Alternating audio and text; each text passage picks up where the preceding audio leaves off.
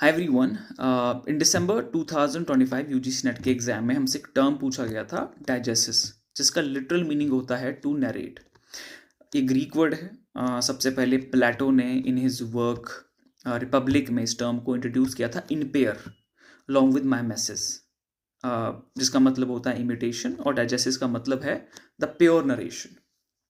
So he wanted to draw the distinction कि आपका जो एक्चुअल स्टोरी है, उस एक्चुअल स्टोरी का जो इमिटेशन है जो कि पोएट्स करते हैं, that is not the truth. Actual story is different और उसका जो इमिटेशन है दैट इज डिफरेंट। पर जो इम्प्रेशनेबल यंग माइंड्स हैं वो उस इमिटेटेड ट्रूथ को ही रियलिटी समझने लगते हैं, and for that purpose he and for that reason he criticize the poets. तो उस डिस्टिंक्शन को ड्रॉ करने के लिए उन्होंने इस टर्म को ये लेके आए थे in chapter 3 of Republic. Then later on Aristotle ने इस टर्म को बोरो किया in his work Poetics, way he without arguing for the one over the other कि मैं मैसेज अच्छा है या डाइजेसिस अच्छा है, ही सिंपली से कि कौन सी फॉर्म कौन से फॉर्मेट को सूट करती है। ही सेड के जो एपिक्स हैं उसके लिए डाइजेसिस ठीक है, क्योंकि वो जो फॉर्मेट है वो आपका एक्सपेंसिव है, वो लॉन्ग फॉर्मेट है। वेरएज जो आपका ट्रेजेडी है, जो आपकी लाइव परफॉर्मेंसेस के लिए, जो आपकी लाइव परफॉर्मेंसेस होती है, उसके लिए सूट करता है मैमेसिस, क्योंकि वो इंगेजिंग है और कैथार्टिक एक्सपीरियंस को प्रोड्यूस करने के लिए वो ज़्यादा इफेक्टिव है। सो ही सेज दैट।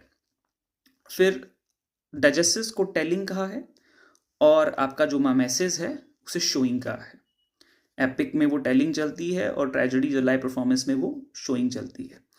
देन अभी मॉडर्न थ्योरी में, जिसे हम आगे एक्सपेंड कर सकते हैं इन अनदर वीडियो, जेनेट हुए इन द स्ट्रक्चरलिज्म नैरेटोलॉजी एक ब्रांच है जिसे हम स्टडी करते हैं। He analyse this as a story world, जो एक पर्टिकुलर टाइम में और पर्टिकुलर प्लेस में एग्जिस्ट करती है, दैट इज द डाइजेसिस। और वो करेक्टर के ही एक्सपीरियंस तक लिमिटेड है, वो ऑडियंस या रीडर को नहीं पता। We know it only through the narration of the characters. इसमें इन्होंने 3 जो हैं वो एलिमेंट्स इंट्रोड्यूस किए हैं। एक है इंट्राडाइजेटिक, एक है एक्स्ट्रा डाइजेटिक, एक है मेटा डाइजेटिक। इनको मैं एक्सप्लेन नेक्स्ट वीडियो में करूंगा, बट ये तीनों मिलके आपके डाइजेसिस को फॉर्म करते हैं, बिकॉज स्ट्रक्चरलिज्म कंस्ट्रक्ट को देखता है कि किस चीज़ का क्या स्ट्रक्चर है। फिल्म में इसे इंट्रोड्यूस किया एथेनिए सोरियू ने, हु सेड कि ये जो करेक्टर का एक्सपीरियंस है ये ऑडियो विजुअल इफेक्ट्स के थ्रू फॉर्म होता है, राइट।